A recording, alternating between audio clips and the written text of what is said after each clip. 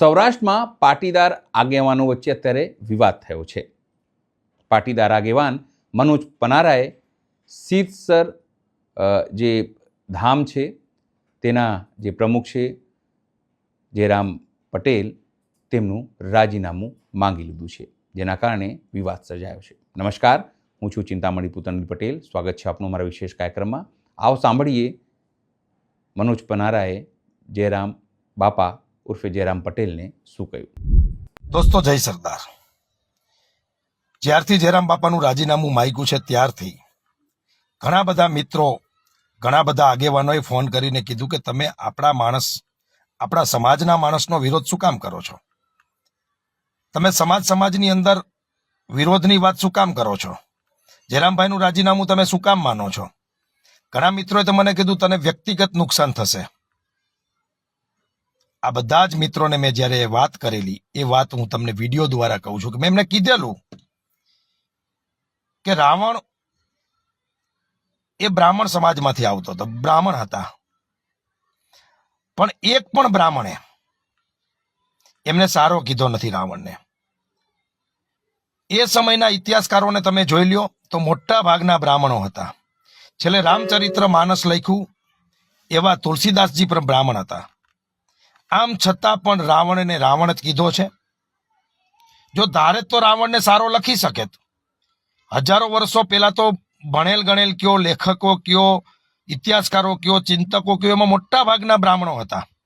આમ છતાં એક પણ બ્રાહ્મણમાં રાવણને સારો નથી કીધો. શું કામ?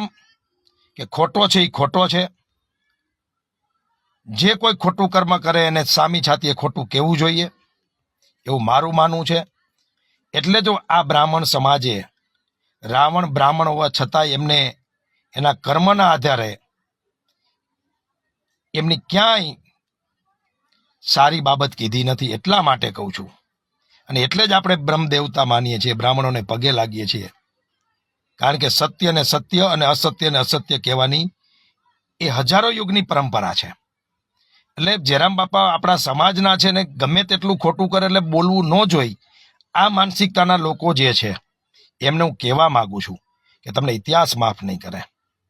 કદાચ આ દેશનો, આ સમાજનો, આપણો ઇતિહાસ લખાશે ને ત્યારે કમસે કમ ક્યાંક તો લખાશે કે થોડા મુઠ્ઠીભર લોકો સાચાને સાચો અને ખોટાને ખોટો કહેવાની તાકાત રાખતા હતા. ક્યાંક અમારી ટીમના લોકો એ ખોટાને ખોટો અને સાચોને સાચો કહેવાની હિંમત તો રાખે છે. એટલે ઇતિહાસના પાનામાં અમારી જે ટીમ છે આખી, એની ઉપર ગદ્દારીનું લેબલ નહીં લાગે, એની ઉપર ચાપલુસીનું લેબલ નહીં લાગે.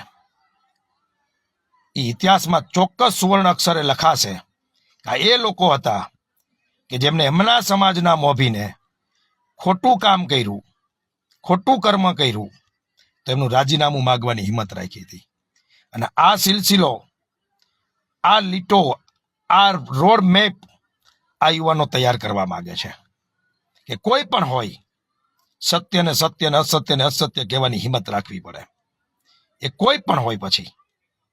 એટલે આ યુવાનોને અને એમને સાથ સહકાર આપનારા તમામોને મિત્રોનું કહેવા માંગુ છું કે અમે એ લોકો છીએ કે જેને સત્યને સત્ય ને અસત્યને અસત્ય કહેવાની તાકાત અને હિંમત છે. દોસ્તો, આપણે આપણા સમાજને કઈ તરફ લઈ જવો છે એ તમારે મારે નક્કી કરવાનું છે. અમે રાજીનામું માંગ્યું છે એ વાત સત્ય છે.